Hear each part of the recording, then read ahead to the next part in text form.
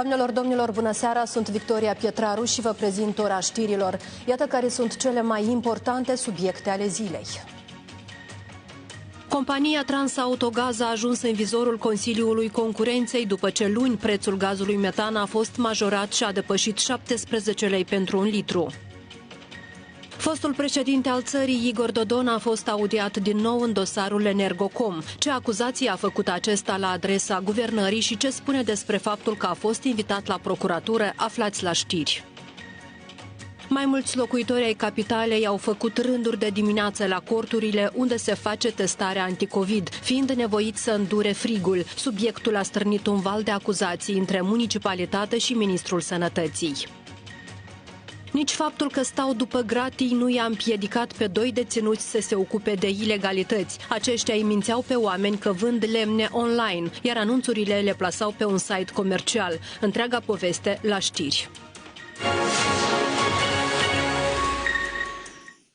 Consiliul Concurenței a început verificările la Transautogaz, companie ce aparține Moldova Gaz, după ce prețul gazului metan a depășit 17 lei pentru un litru. Anunțul a fost făcut de președintele Consiliului de Administrație a Moldova Gaz, Vadim Ceban. El a scris pe canalul său de Telegram că instituția pe care o conduce este transparentă în interesele și acțiunile sale și că vor fi oferite toate informațiile solicitate de Consiliul Concurenței. Vreau să reiterez că societatea pe acțiuni Moldova Gaz este absolut transparentă în acțiunile și interesele sale, lucru dovedit în repetate rânduri prin cooperarea cu toate structurile de resort, a menționat Vadim Ceban în mesajul său.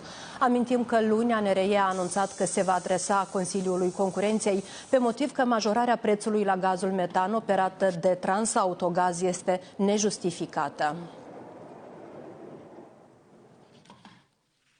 Agenția Națională de Reglementare în Energetică anunță pentru miercuri o nouă scumpire a carburanților. Astfel, mâine, un litru de benzină A95 va costa cu 8 bani mai mult, ajungând la 22 de lei și 76 de bani, iar aceeași cantitate de motorină va ajunge să coste 19 lei și 75 de bani, cu 7 bani mai mult decât ieri și cu 20 în plus față de sfârșitul săptămânii trecute. ANRE explică majorările prin creșterea prețurilor la nivel internațional, dar și prin scumpirea accizelor. Potrivit unei legi adoptate de PAS, Agenția Națională pentru Reglementare în Energetică stabilește prețul plafon, iar stațiile PECO sunt obligate să le afișeze până la miezul nopții. De la începutul anului, prețul benzinei a crescut cu aproape 3 lei, iar cel al motorinei cu peste 2 lei.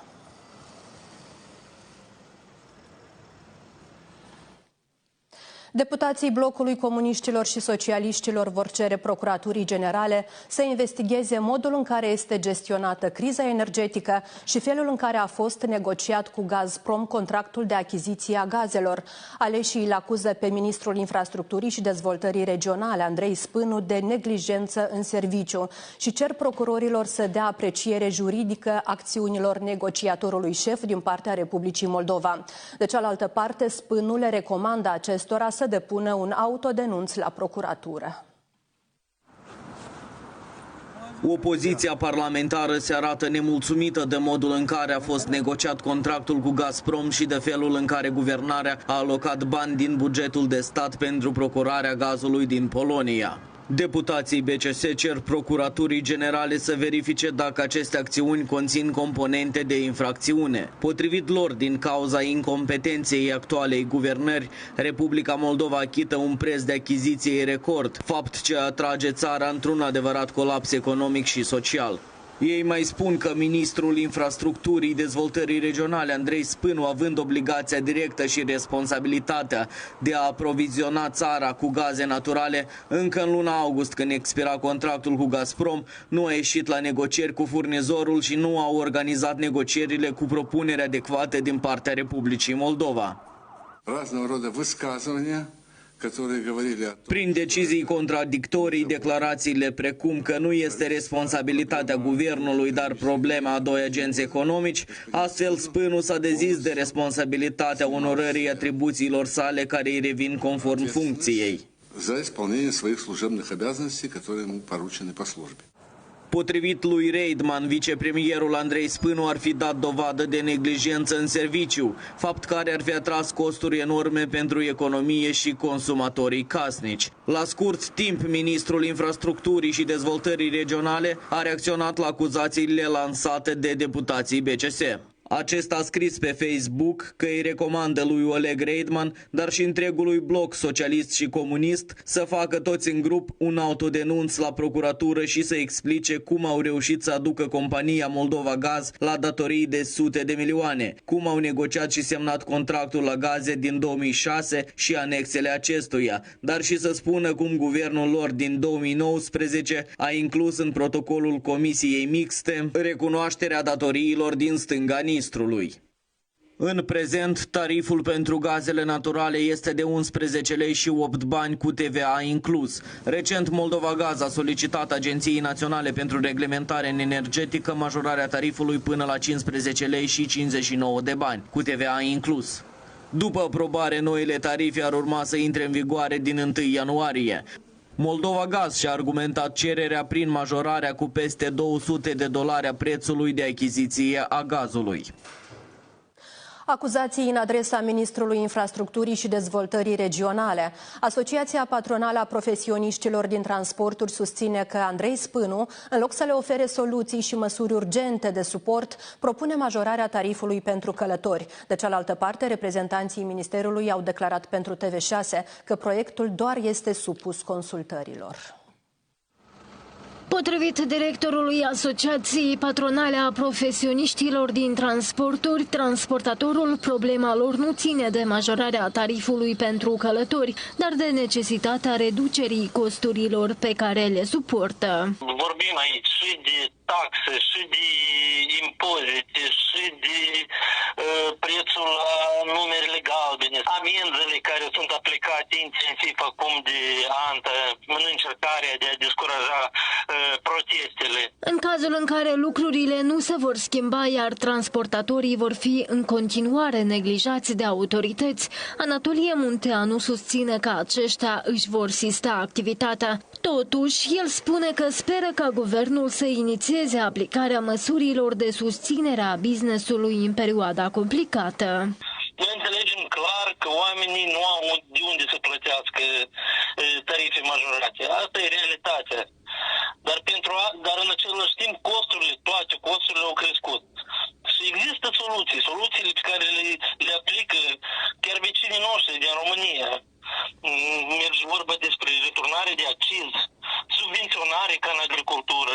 De cealaltă parte, consilierul ministrului Andrei Spânu a declarat pentru TV6 că Ministerul Infrastructurii și Dezvoltării Regionale deocamdată a lansat doar consultări publice cu privire la stabilirea noilor tarife în transportul raional și interraional, însă deocamdată nu a fost luată o decizie. Proiectul ăla este supus consultațiilor până pe data de 28 ianuarie. Respectiv, mai sunt încă 3 zile.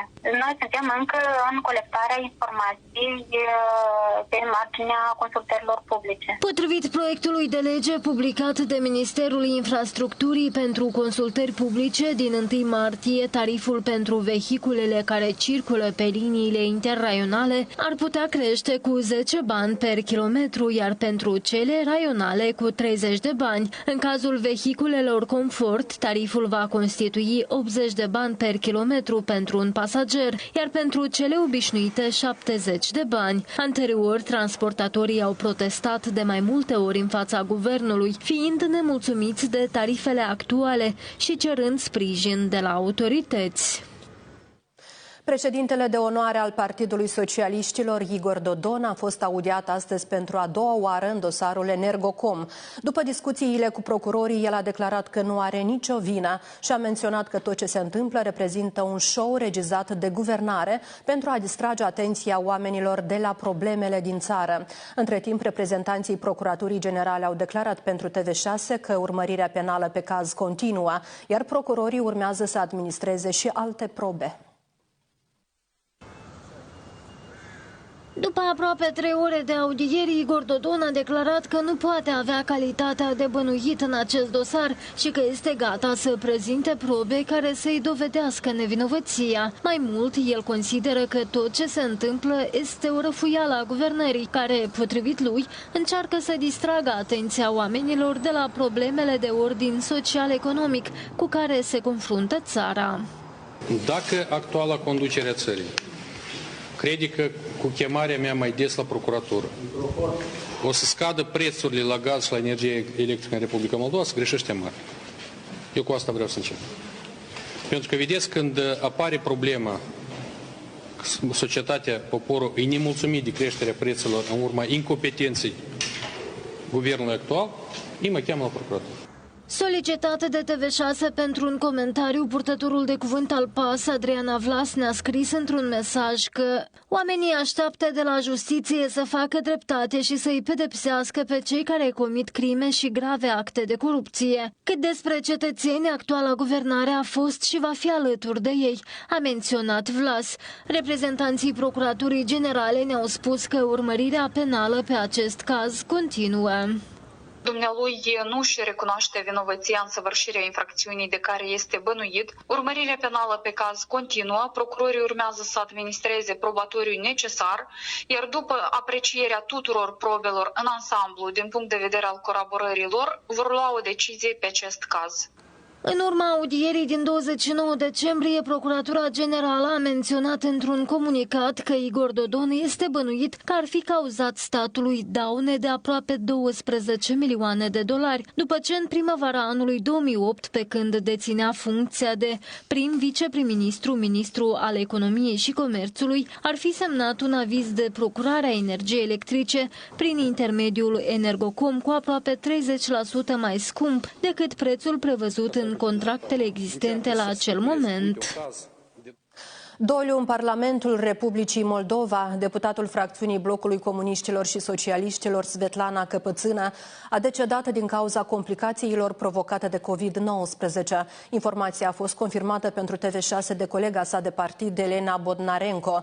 Parlamentarul a menționat că Svetlana Căpățână era internată în secția de reanimare a Spitalului Clinic Republican Timofei Moșneaga și a luptat cu boala mai bine de o săptămână.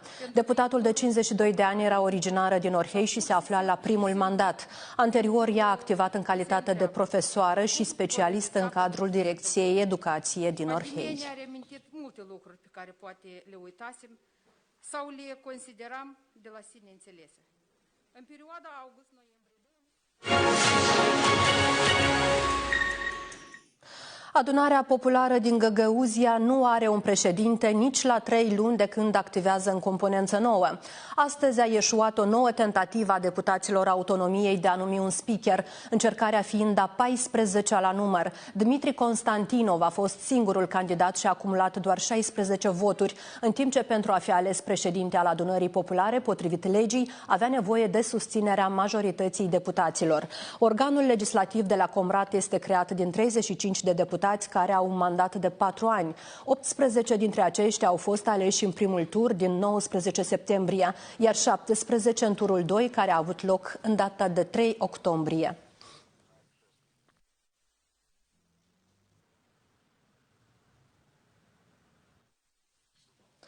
Faptul că erau încarcerați nu i-a împiedicat pe 2 pușcăriași să facă afaceri ilegale. Aceștia mințeau oamenii că vând lemne online, iar anunțurile le plasau pe un site comercial. Cei care le cădeau în plasă achitau marfa în format electronic, numai că nu o mai primeau. În total, victimele au fost prejudiciate cu peste 300.000 de lei. În businessul ilegal de vindere a lemnelor era implicat un întreg grup infracțional, anunță poliția, condus de 2 indivizi care își spășeau pedepsele în penitenciarul numărul 3 din Leova. Acolo au avut loc percheziții după ce oamenii legii au aflat de această activitate. În timpul cercetărilor a devenit cunoscut că infractorii stau în spatele a peste 20 de astfel de cazuri, care au avut loc pe tot teritoriul țării, iar prejudiciul părților vătămate se ridică la peste 300.000 de lei. Sunt intentați cauze penale pe șprocherie. Persoane, prin pretextul de a vinde lemne extorcau de la persoane bani de la victime, care ulterior erau transmis pe contul dumneavoastră, pe loterie. Da? Știți ordonanța? Faceți cunoștință și începem percheziția. În urma perchezițiilor la locurile de trai al deținuților care își ispășesc pedeapsa pentru omor, jaf și furt, precum și la domiciliile a 2 complici aflați la libertate, oamenii legii au depistat mai multe obiecte, unele dintre care interzise, precum dispozitive de stocare a informației, telefoane mobile, cartele SIM și altele, folosite la comiterea infracțiunii. În prezent, poliția încearcă să identifice și alte victime ale infracțiunii, precum și persoanele implicate în aceste fapte.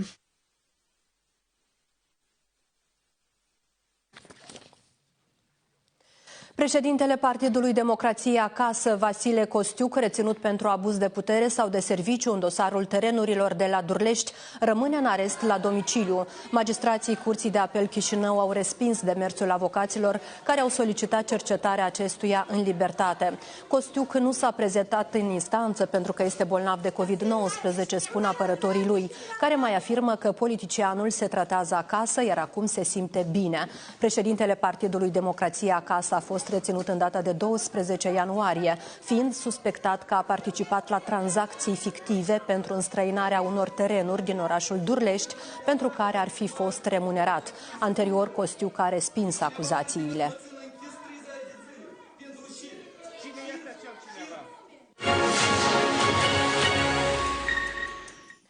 Maternitatea din Bălți, care din 1 ianuarie primește gravide din nordul țării, nu mai are locuri libere pentru internare.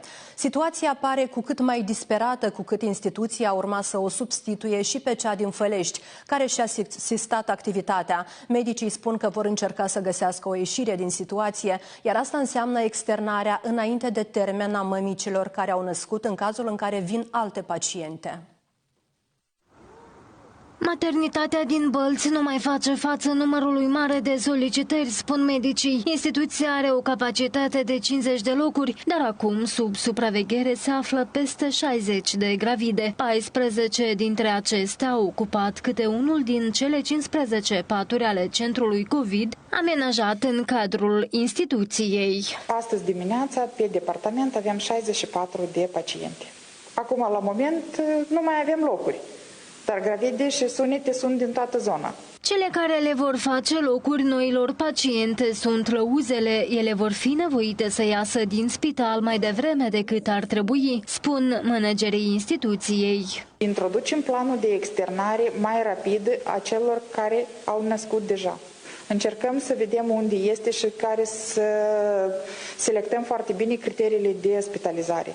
Carolina Frumusache a mai menționat că se spitalizează gravidele care au patologia sarcinii și unde evoluția infecției SARS-CoV-2 are gravitate. Am încercat să obținem o reacție la acest subiect și de la Ministerul Sănătății, însă nici ministrul Alan Nemerenco și nici secretarul de stat Svetlana Nicolăescu nu ne-a răspuns la telefon. Maternitatea din Bălți primește toate gravidele din nordul țării, iar recent, în urma deciziei autorităților de a închide maternitatea din Fălești și Glodeni, numărul gravidelor va crește. Angajații instituției medicale din Bălți susțin însă că deocamdată acest lucru nu a fost resimțit. Motivul care a dus la asistarea activității din Fălești este lipsa cadrelor medicale necesare, precum și 2 medici obstetricieni ginecologi și un medic neonatolog. Statisticele joase la fel au influențat decizia ca maternitatea să-și sisteze temporar activitatea.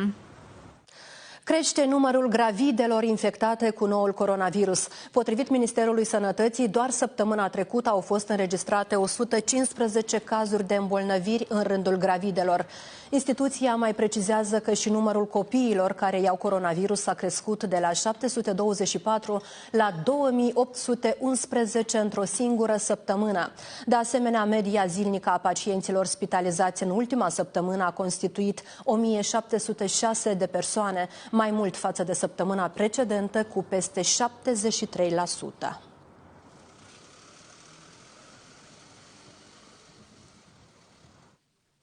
Au vrut să-și facă teste anti-Covid la corturile instalate în capitală, dar și-au testat răbdarea. Zeci de oameni care și-au dorit să știe dacă sunt sau nu infectați cu virusul periculos au trebuit să îndure vreme bună, temperaturi de -7 grade Celsius.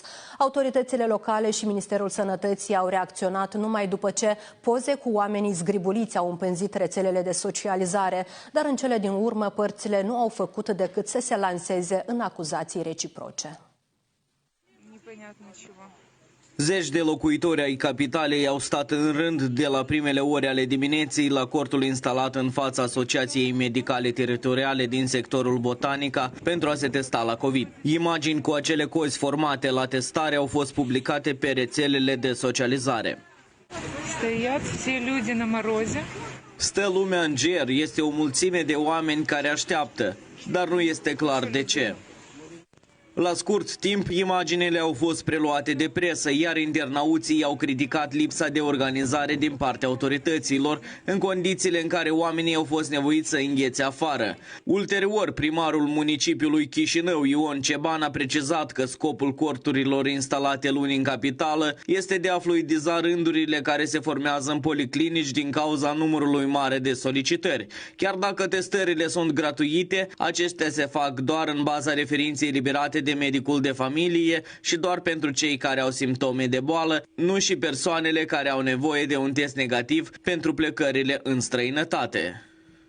Reacționând la o postare, șeful Direcției Municipale Sănătate, Boris Gâlca, a dat de înțeles că numărul limitat de teste puse la dispoziție ar fi una dintre cauzele pentru care s-au format cozi și a solicitat Ministerului Sănătății să intervină pentru a soluționa această problemă. Rugăm să dispuneți testările la liberă adresare a populației, fără referință de la medicul de familie, să debirocratizăm procesul și să realizăm recomandările Organizației Mondiale a Sănătății. Testați, testați, testați. Contăm pe suportul Ministerului Sănătății în asigurarea cu teste rapide conforme pentru asistența primară din municipiu. Cererea pentru testări va crește foarte mult în zilele următoare, iar stocurile primite de la minister sunt în epuizare. În replică la aceeași postare, ministrul Sănătății, Alan Emerenco, a făcut referire la o gestionare defectuoasă a testărilor COVID în capitală. Atunci când se organizează ceva nou, mă refer la testarea în cort, se planifică bine gândit, deoarece, fiind ceva nou, neapărat pot fi surprize. Instituțiile municipale au dezvoltat zero capacitate de testare în pandemie și consider că există potențial în acest sens. Celelalte puncte țin doar de bună organizare și nu este necesară intervenția nimănui pentru a le realiza cu succes, a scris Nemerenco.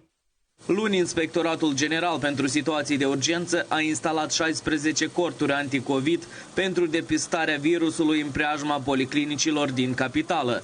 Măsura a fost luată pentru ca oamenii să evite îmbulzeala, în contextul în care numărul solicitanților a crescut considerabil în ultima perioadă. Situație dramatică în România. Autoritățile au anunțat un nou record de cazuri noi de COVID-19 de la începutul pandemiei. Astfel, în ultimele 24 de ore au fost înregistrate aproape 20.000 de infectări cu SARS-CoV-2, cu peste 7.000 mai mult decât în ziua precedentă. Alertați sunt inclusiv bucureștenii. Rata de infectare cu noul coronavirus în capitala României a depășit deja 11 la 1000 de locuitori.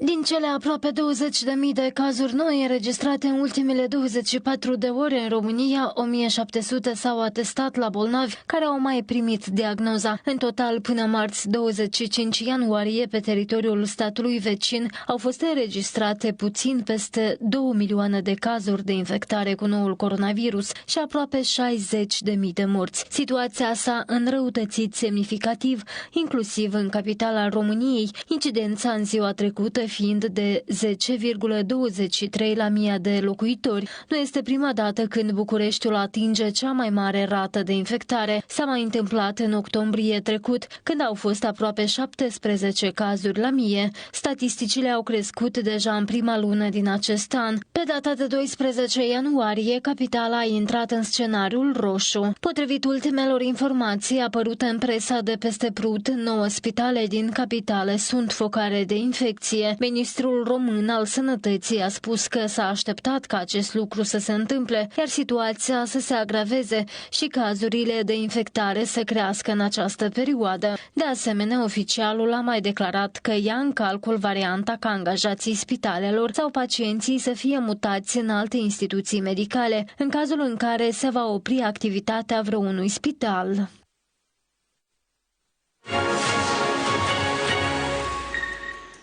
Emoții mari pentru interpreții care vor să-și etaleze talentele la concursul Eurovision 2022. Astăzi începe selecția națională pentru desemnarea reprezentantului țării noastre la această competiție. Printre principalele condiții este ca pretendenții să aibă mai mult de 16 ani și să fie cetățeni ai Republicii Moldova. Selecția națională pentru desemnarea reprezentantului țării noastre la concursul Eurovision Song Contest 2022 se va desfășura în 2 etape. Prima va avea loc în perioada 25-28 ianuarie, când vor fi examinate dosarele, iar a doua în data de 29 ianuarie. Atunci va avea loc audierea live a concurenților. La concurs sunt admiși interpreți moldoveni care au mai mult de 16 ani. În cazul colaborărilor se admit și cetățeni ai altor state, într-o componență nu mai mare de 50% din numărul total de soliști, se mai spune în regulament. Tot acolo se menționează că textele, discursurile scenice, gesturile și prezentarea pieselor nu trebuie să conțină argouri, mesaje politice, defăimătoare, religioase sau comerciale, mesaje restricționate conform legislației, nu vor instiga la ură, discriminare de orice gen, nu vor conține mesaje publicitare cu caracter obscen, nu vor discredita concursul muzical Eurovision și organizatorii acestuia. Etapa internațională a întrecerii muzicale se va desfășura în zilele de 10, 12 și 14 mai 2022. Moldova participă la Eurovision din 2005. Atunci țara noastră, reprezentată de formația Zdop și Zdup, s-a plasat pe locul 6. Cel mai bun rezultat, locul 3, l-a obținut însă trupa Sunstroke Project în 2017. În 2020, concursul a fost anulat din cauza pandemiei, iar anul trecut Moldova a fost reprezentată de Natalia Gordienko cu piesa Sugar. Ea s-a calificat în finală, unde s-a clasat pe locul 13.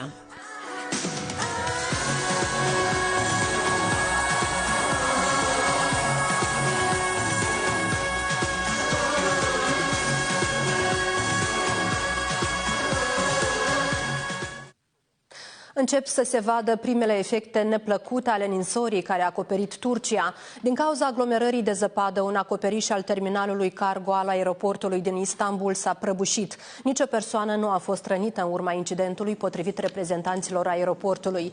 În ciuda declarației oficiale, în imaginile distribuite pe rețelele de socializare, se vede totuși că o persoană se afla sub acoperișul dărâmat de omăt. Ninsorile abundente au dus și la închiderea școlilor în unele zone ale Turciei, iar pe mai multe șosele nu se poate circula. Tot din cauza precipitațiilor, mai multe zboruri au fost suspendate. Astfel, niciun avion nu mai decolează până marți dimineața de pe acest aeroport internațional, care anul trecut a fost cel mai aglomerat din Europa. Turkish Airlines a anulat peste 700 de curse, inclusiv și cea de seară Istanbul-Chișinău. Au mai fost suspendate alte 465 de curse, printre care și cele operate de o companie avia de la noi. La ora aceasta, cursele de azi spre capitala turcă, de asemenea, sunt anulate.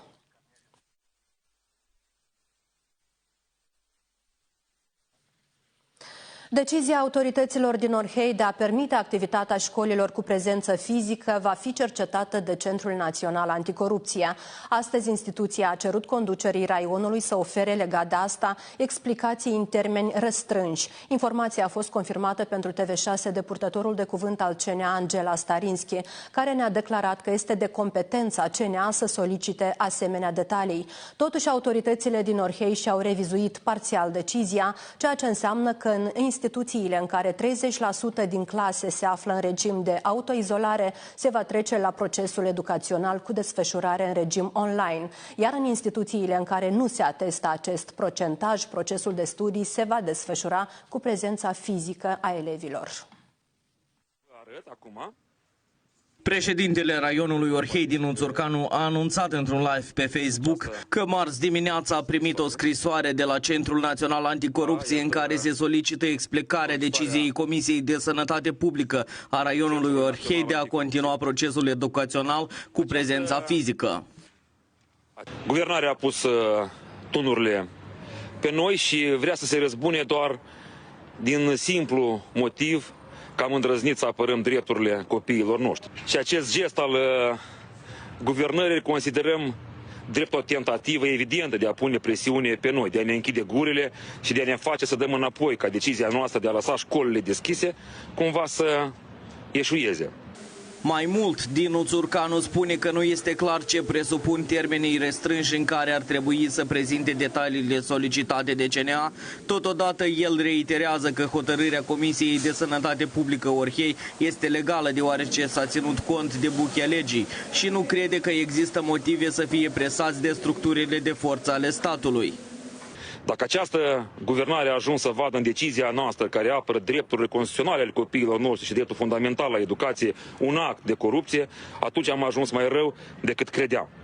Contactat de TV6 pentru o reacție, purtătorul de cuvânt al PAS, Adriana Vlas, ne-a declarat că președintele și autoritățile raionului Orhei pun în pericol sănătatea copiilor pentru scopuri politice, iar conducerea centrală va documenta și sancționa aceste decizii. De cealaltă parte, administrația locală din Orhei afirmă că hotărârea Comisiei Locale de Sănătate Publică nu vine în contradicții cu cea a Comisiei Naționale Extraordinare, ci din contra, o îmbunătățește. În context, președintele raionului Orhei mai spune că nu va ceda și va lupta pentru drepturile copiilor până va obține dreptatea.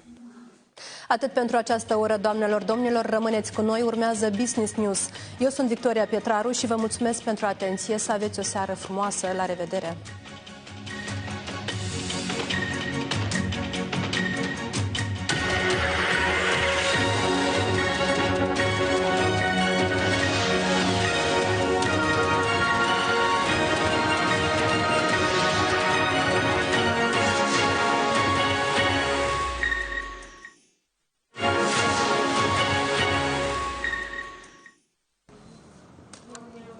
Tot mai mulți oameni decid să cumpere produse alimentare de la magazinele sociale lansate la inițiativa lui Ilan Șor. Și asta deoarece prețurile pentru toate alimentele de la aceste unități comerciale sunt mai mici față de cele din altele, crescute odată cu alte majorări din ultima perioadă provocate de acțiunile actualei puteri.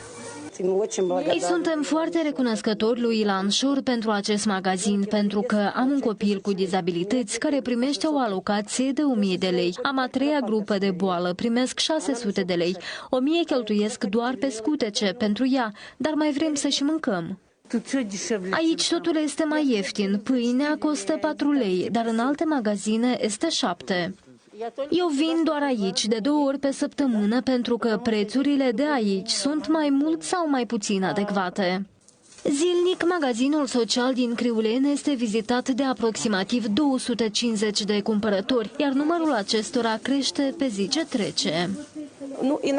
Uneori nici nu avem timp să luăm prânzul, dar lucrăm de la 8 la 18, fără pauze. Ei iau esențialul, lapte, pâine, salam. Coada este și la magazinul social mobil din satul Răculești din raionul Criuleni. Pentru noi e foarte important în sat, că țenile prin prejur s-au sconchit, dar la noi aici pentru oameni și pentru bătrâni e foarte, foarte important. Proiectul magazinelor sociale a fost lansat în 2015 la inițiativa liderului partidului Șor, Ilan Șor. Mulți cetățeni spun că astfel de magazine ar trebui să existe în fiecare localitate și le dau dreptate. Vom face tot posibilul că rețeaua de magazine sociale să fie extinsă în toată țara. Primul magazin social a fost deschis în urmă cu 6 ani în orașul Orhei, iar acum numărul acestora este de 146, dintre care 94 sunt mobile. Numărul beneficiarilor se ridică în prezent la aproximativ 400.000. McDonald's a deschis încă un restaurant în Chișinău. Localul al 6-lea la număr se află la intersecția bulevardului Ștefan cel Mare cu strada Ismail. Potrivit administrației rețelei, acesta înregistrează cele mai noi tehnologii McDonald's și a creat peste 70 de locuri de muncă. Construcția restaurantului a fost efectuată cu respectarea celor mai înalte tehnologii în construcție și siguranță, spun responsabilii de marketing ai companiei, care adaugă că designul modern a fost executat de către cele mai renumite studiouri europene. Deschiderea restaurantului McDonald's unic este un pas important în dezvoltarea rețelei McDonald's în Republica Moldova. Noul an aduce vești bune pentru locuitorii orașului Chișinău, astfel că de acum înainte aceștia se pot bucura de un restaurant modern, dotat cu chioscuri digitale, și aceștia pot avea o experiență unică. Iar cei care doresc să procure produsele la pachet o pot face la fereastra Mac Express. O altă noutate pregătită de McDonald's este fereastra Mac Express, unde oaspeții își pot comanda produsele preferate fără a intra în restaurant. Și aceasta va activa în regim 24/24. McDonald's a mai pregătit o surpriză pentru oaspeții săi. Până la 31 ianuarie va fi oferit un hamburger din partea casei la fiecare comandă de minim 20 de lei. Restaurantul este deschis zilnic între orele 7 și 24. McDonald's unic se află la intersecția bulevardului Ștefan cel Mare cu strada Ismail, fiind dotat cu 140 de locuri în interior și 40 la terasă. Compania McDonald's este bine cunoscută în Republica Moldova, fiind una dintre primele mărci de renume mondial care a intrat cu succes pe piața locală. Primul restaurant McDonald's din Moldova a fost deschis în aprilie 1998, iar ulterior și-a completat rețeaua cu încă 5 restaurante, reușind astfel să deservească anual peste 5 milioane de clienți.